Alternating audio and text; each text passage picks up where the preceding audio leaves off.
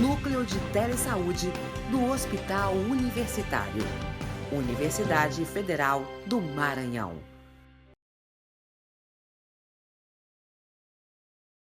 Boa tarde a todos e a todas. Eu queria iniciar minha fala agradecendo ao Telesaúde Maranhão, especificamente ao programa que já foi citado, ao Hanseníase em Foco. É um trabalho de divulgação de direitos ligados à saúde de uma importância muito grande.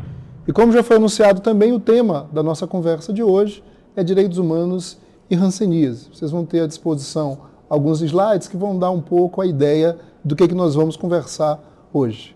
Tá? O objetivo principal dessa web palestra, e eu faço questão de fazer uma leitura desse pequeno texto, até porque ele sintetiza bem aquilo sobre o qual nós vamos conversar hoje. Tá? É discutir a forma como o Estado brasileiro tratou pessoas com hanseníase no século XX, compondo um quadro de violação a direitos humanos, o que exige ações atuais e concretas para se reverter ou pelo menos minorar lesões a direitos de homens e mulheres que foram submetidos no passado a essas políticas de segregação forçada, bem como de seus descendentes. Esse objetivo ele sintetiza, como ele tem a proposta, bem aquilo sobre o qual nós vamos falar. Quando a gente fala do Estado brasileiro, a gente está falando de uma forma geral, e a gente está falando, quando relaciona a hanseníase com direitos humanos, de um tratamento que vigorou durante pelo menos 50 anos, ou seja, meio século durante o século XX, de isolamento forçado como prática de tratamento das pessoas ligadas à hanseníase. Mas eu queria destacar bem também, como objetivo aí ressalta, que a gente não está falando só de algo do passado.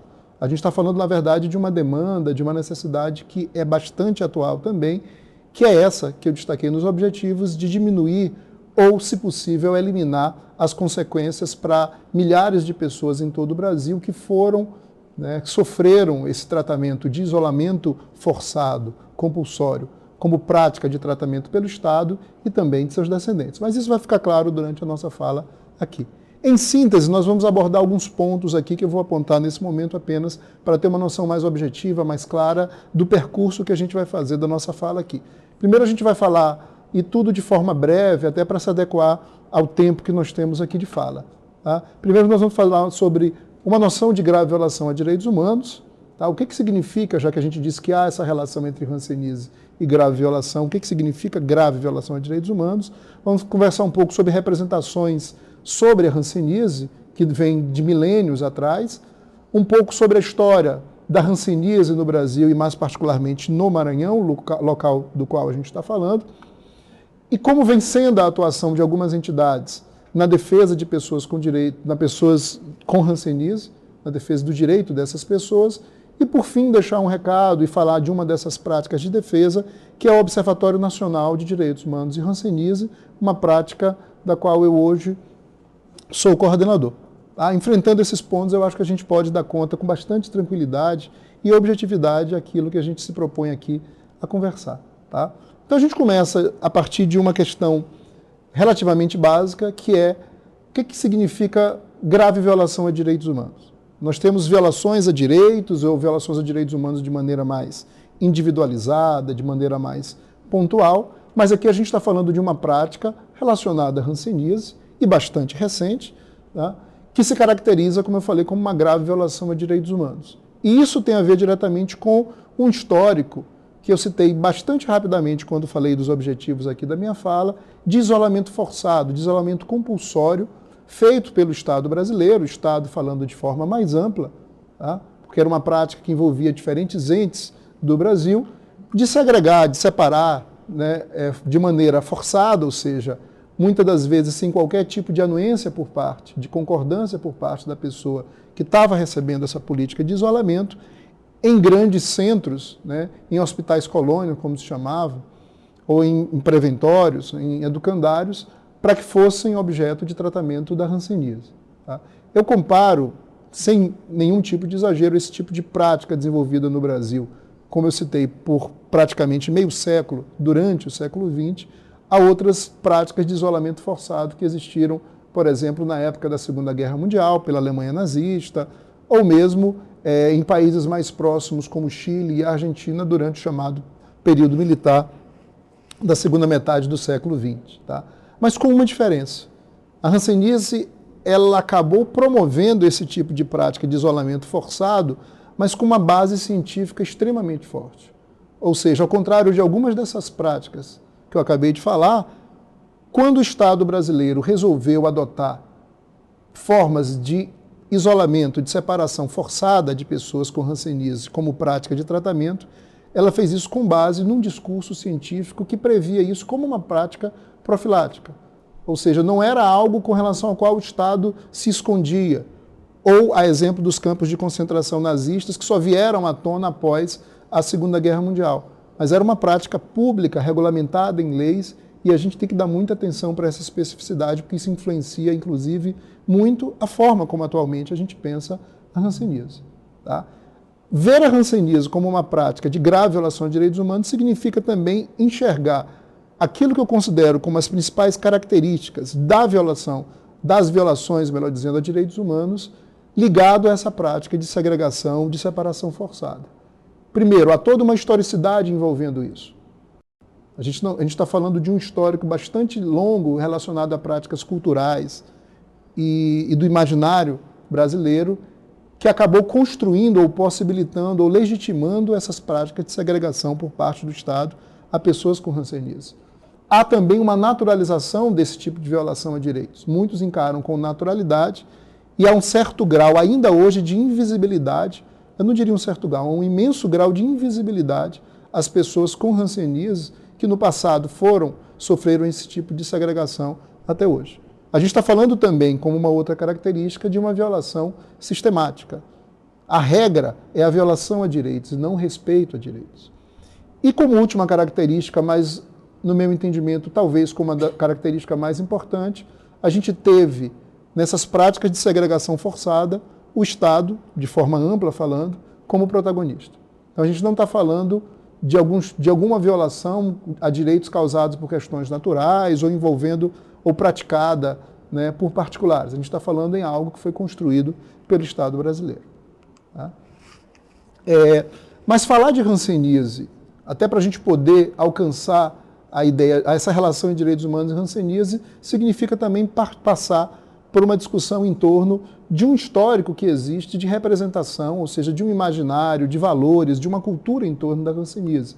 Tá? Se hoje nós temos a hanseníase como uma prática, né, algum tipo de infecção causada por um bacilo que foi descoberto de maneira mais objetiva, mais científica, nos idos da década de 70 do século XIX, ou seja, aproximadamente 150 anos, se hoje nós sabemos que esse bacilo causa esse tipo de infecção, que rarissimamente é mortal, mas que pode, claro, contribuir para algum outro tipo de doença, algum outro tipo de lesão, por deixar sem sensibilidade extremidades, ou mesmo por, digamos assim, abrir as portas para outros tipos de enfermidades. Hoje a gente sabe que esse tipo de infecção causado pelo bacilo da hanseníase não é algo, não é considerado uma infecção extremamente grave ou de um contágio sem proporções. Muito pelo contrário, né? Já tem toda uma literatura e, mais do que isso, já tem práticas de controle com relação, por exemplo, ao contágio, que são comprovadamente eficientes. E eu não estou falando de algo desenvolvido agora, mas de algo que já tem mais de um século. Mas, ao mesmo tempo, a gente tem representações, tem formas de pensar a hanseníase que vêm de uma longa duração. Eu estou falando, por exemplo, de representações que vêm desde o século V a.C., que colocavam o termo lepra, como até bem recentemente no Brasil havia referência à hanseníase, né, associava esse termo a uma série de enfermidades, algumas das quais não se sabia a origem, mas que se entendia como rapidamente contagiosa, e colocava aquilo tudo numa vala comum e se chamava tudo de lepra. E isso, obviamente, construiu um estigma muito presente e que acabou se projetando também para o campo religioso. A gente tem na doutrina cristã várias referências à lepra. A gente tem, por exemplo, no livro que mais influencia o Ocidente, que é a Bíblia, no livro mais específico de Levítico, que é o chamado Livros das Leis, referências claras ao tratamento que era merecido pela pessoa com lepra, que previam que essa pessoa ela deveria andar com roupas surradas, que ela deveria cobrir a barba, andar com cabelos desarrumados, que ela mesma deveria, quando encontrasse outra pessoa, gritar o nome impuro, e mais do que isso, que ela deveria viver e morrer fora da cidade. Essa é uma referência que não se apaga, até mesmo pela nossa forte cultura religiosa, é uma referência que não se apaga de uma hora para outra. Então a hanseníase como maldição, ou a hanseníase até mesmo como uma comprovação, um atestado do pecado de alguém, é uma representação que chega até nós nos dias de hoje. Tá? Isso significou, já um bom tempo depois, já durante a Idade Média, mais precisamente no século V depois de Cristo, a construção, a projeção, ainda a partir da Igreja Católica, de práticas de tratamento envolvidos com o isolamento. Países, né, durante o medievo, como Portugal, Espanha e o que seria depois, atualmente, a Holanda, desenvolveram e difundiram muito essas práticas de internação em grandes centros, e isso acabou se projetando para a modernidade. Modernidade essa que, como eu citei há pouco tempo, trouxe um outro elemento diferenciado extremamente relevante, trouxe uma cientificidade para essa discussão. Ou seja, pintou com tintas científicas, muitas das vezes, um tipo de tratamento baseado no isolamento, baseado no estigma, baseado às vezes até mesmo na perseguição e eliminação de pessoas com hanseníase, trouxe um status científico já durante a modernidade. Tá? Mas continuando a nossa discussão, a gente já pensa um pouco mais no que aconteceu no Brasil ligado a todo esse contexto ao qual eu estou fazendo referência. A gente sabe que o nosso processo de colonização, que dura aí de 1530 até, digamos, 1822, para quem entende o início do Império como período de transição, ele foi marcado por uma forte associação entre Estado e Igreja. Existia um vínculo chamado de padroado que unia umbilicalmente essas duas instituições. E não por outra razão, as políticas de Estado eram muito guiadas de acordo com as crenças, os valores religiosos, e todo o estigma construído, né, e que eu fiz referência há pouco, acaba também influenciando esse processo. Só que o século XIX ele traz um divisor de águas. Desde o final do século XVIII, mas sobretudo ao longo do século XIX, a gente tem uma política chamada políticas de higienização, onde chega todo um conhecimento, sobretudo da Europa, pautado na ideia de limpeza, de higiene. Tá? Um pouco depois a microscopia ela é descoberta, que abre outros caminhos para a ideia de que a cidade, por exemplo, deve ser higienizada. Isso influencia muito a prática da hanseníase. Cada vez mais era preciso, por exemplo, procurar locais adequados nos quais as pessoas com hanseníase fossem colocadas. Em cidades como, por exemplo, a cidade de São Luís do Maranhão, cidade da qual eu falo, há todo um histórico de casas que antes ficavam no centro da cidade que foram aos poucos sendo colocadas para a periferia ao longo do século XIX, no início do século XX, exatamente como uma forma de fazer essa circuncisão, de fazer, melhor dizendo, essa eliminação, né, essa higienização do centro urbano com relação a isso. Só que o ápice dessa política ela acontece a partir da década de 30, tá? No início do governo Vargas, e dura aí durante a década de 30 e década de 40, que foi essa prática oficial do governo. No início do governo federal, mas projetado para estados e municípios, de construção de grandes hospitais colônias de tratamento e de isolamento dessas pessoas. Aqui no Maranhão, apenas a título de exemplificação, a gente tem a colônia do Bonfim, que foi construída entre 1832 e 1836 e que não coincidentemente fica no local, foi colocado no local, a Ponta do Bonfim, cujo acesso era de extrema dificuldade naquele contexto. Só para se ter uma ideia, apenas no final da década de 60, ou seja, mais de 30 anos depois, é que se faz uma ponte de acesso do centro de São Luís até aquela região. Então a gente está falando de um local que tem, inclusive, um estigma muito grande. Era um local, só para se ter uma ideia, no qual os navios negreiros, na época da escravidão de africanos e africanas, chegavam ao Brasil e ali ele era colocado como uma espécie de quarentena para que aqueles que estavam doentes ou com algum tipo de marca, de lesão, pudessem se recuperar. Isso foi construída toda uma perspectiva naquele local, pautado na ideia do isolamento ou mesmo de uma área maldita. E ali é colocado a colônia do Bonfim, no exemplo que eu estou dando do Maranhão, um local que infelizmente foi marcado por uma série de práticas de violações a direitos, a maioria delas pautadas na questão do isolamento. E os homens e mulheres ali colocados tiveram que reconstruir ou construir sua vida a partir desse parâmetro do isolamento. Não coincidentemente, existiam, além de pavilhões ligados à saúde, existia moradia, existia marcenaria, existia uma delegacia, eles elegiam um prefeito, existiam as pessoas que cuidavam do aspecto religioso, do aspecto sanitário, tudo, né, dando uma ideia de autonomia. Até mesmo uma moeda foi criada dentro do Bonfim e de outras colônias do Brasil, porque não se aceitava a circulação da moeda que existia, né? Não se aceitava ou não se recebia a moeda que circulasse no Bonfim em outro lugar. As pessoas não queriam contato com nenhum tipo de cédula ou moeda, por exemplo, que viesse de lá. Por isso se criou. Só para exemplificar o quanto isso é extremamente marcante dentro desse processo. Tá? Claro que é um local envolvido com uma política pública, a gente não pode esquecer o parâmetro de tratamento, inclusive com algum tom de base científica que tinha, mas hoje, bem mais do que antes, se sabe o quanto esses locais foram locais de isolamento e de violação a direitos. E dentro de toda essa política existe uma que hoje está muito em voga para aqueles que atuam na defesa dos direitos das pessoas com hanseníase, que tem relação com os chamados filhos separados pelas hanseníases. Hoje, milhares de senhores e senhoras, porque já têm uma idade relativamente avançada, que no contexto da separação compulsória entre a década de 30 e a década de 70, 80 do século passado, do século 20, foram separados forçadamente dos seus pais porque estes pais estavam internados nesses hospitais colônias. Essas pessoas tinham vários tipos de destinação, alguns deles iam para educandários, para orfanatos, etc., mas eram separados, como eu falei, de maneira forçada do convívio dos seus pais e tiveram toda a sorte aí todo tipo, na verdade, de destinação. Tá? Alguns, inclusive, sendo objeto de adoção irregular, etc.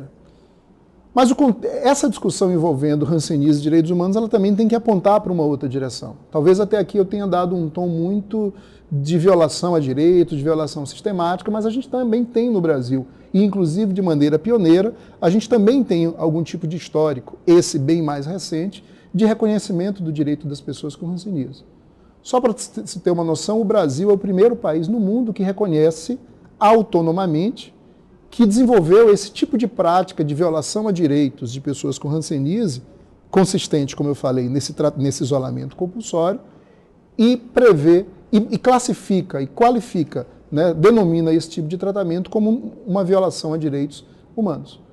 O país que fez isso antes do Brasil, na verdade, foi o Japão, mas ele fez de forma obrigada, melhor dizendo. Ele fez porque o poder judiciário japonês determinou que o Estado japonês adotasse essas medidas. Então, lá no Japão, foi o próprio judiciário que reconheceu o estado de violação e determinou que o Estado japonês adotasse providências. Aqui no Brasil, a gente tem uma lei de 2007, a Lei 11.520, esse é o número que ela leva, que prevê textualmente que consistiu numa violação a direitos humanos o isolamento compulsório dado pelo Estado brasileiro entre a década de 30 e a década de 80, quando essas práticas de fato desapareceram, e prevê, inclusive, como forma de indenização, ou seja, de compensação à lesão a direitos que foram praticadas e reconhecidas pelo Estado brasileiro, de uma pensão especial que tem natureza indenizatória destinada àqueles que consigam comprovar exatamente que estiveram internados em hospitais colônia e que também essa internação se deu de maneira compulsória. E uma observação importante nessa discussão, que é o fato da compulsoriedade, ela não, ou seja, da obrigação, né, de ser um isolamento forçado, ele não se reduzir àquela hipótese na qual o Estado ia e de maneira literalmente forçada levava a pessoa até lá. Aqui no Maranhão, por exemplo, ainda no exemplo que eu dei da colônia do Bonfim, várias pessoas hoje testemunham que foram para lá não porque necessariamente alguém os prendeu e o levou até lá e trancou o portão, mas é porque o Estado diagnosticou eles como hanseníase, essa doença estigmatizante, infelizmente, até hoje, mas que na época tinha essa conotação de estigma, de preconceito ainda muito maior, e o próprio Estado disse, olha, se você quer um tratamento com relação a isso, nós só temos um lugar, que é a colônia do Bonfim.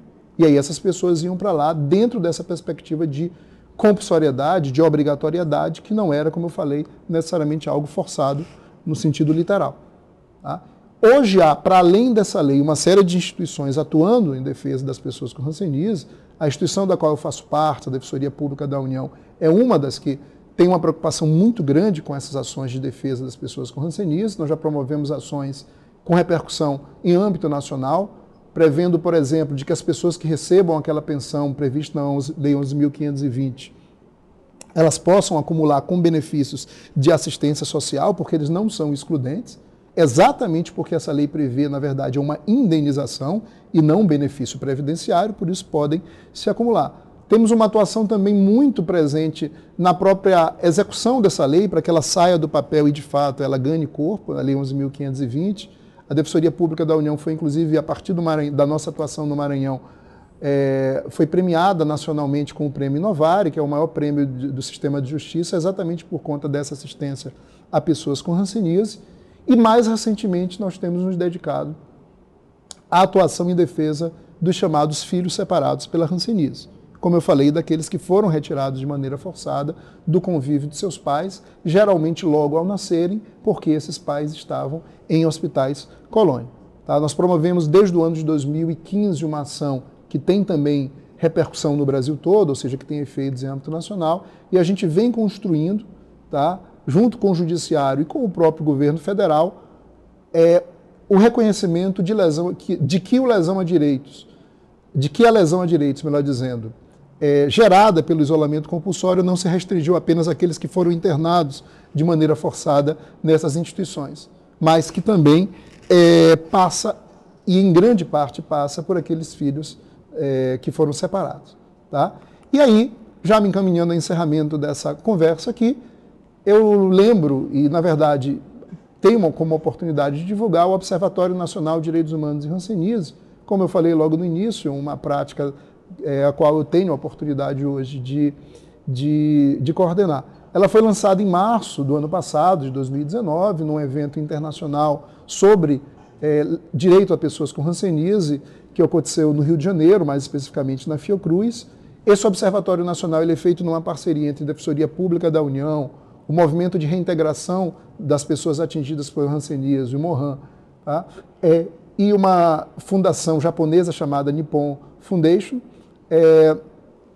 tem como principal objetivo receber de todo o Brasil alguns tipos de reclamações, denúncias, envolvendo lesão a direitos humanos vinculados à hanseníase, seja no âmbito individual, ou seja, de uma pessoa que individualmente teve algum tipo de direito lesado, ou coletivamente. A gente então filtra isso e faz os devidos encaminhamentos a partir dessas instituições parceiras, Defensoria Pública da União, MOHAN, Nippon Foundation, com relação a isso. Está acessível, acho que de maneira mais fácil, na página principal da Defensoria Pública da União, www.dpu.def.br. Logo na página inicial há um banner em destaque que prevê, que acessa o link do Observatório Nacional de Direitos Humanos. Ali tem um formulário eletrônico onde a pessoa pode colocar as informações pessoais e também um relato e até anexar documentos relacionados àquilo que ele quer denunciar. Tá? Essas informações pessoais elas só serão divulgadas se houver o acordo, a concordância, a anuência da pessoa. Lá tem uma opção para a pessoa marcar de maneira muito clara se ele quer ou não que esses dados eles sejam acessíveis. Enfim, esse era o tema sobre o qual eu fiquei comprometido de conversar com vocês. Mais uma vez agradeço imensamente a Telesaúde pela oportunidade de conversar sobre um assunto que me é muito importante, até mesmo por quase uma década de atuação nessa área, mas sobretudo por saber que a gente ainda tem que avançar e muito, tá, na conquista de direitos, tanto do ponto de vista individual como coletivo, das pessoas com hanseníase. A hanseníase ela tem que ser vista sob uma perspectiva que vá além da saúde. Ainda quando observada pelo aspecto sanitário, hoje ela envolve uma série de agentes que vão além de médicos, enfermeiros e outros profissionais que são obviamente fundamentais nessa luta. E aí a gente está falando também de outras áreas agora, como áreas do direito, por exemplo, que são extremamente relevantes. Tá? Então eu encerro aqui agradecendo mais uma vez a oportunidade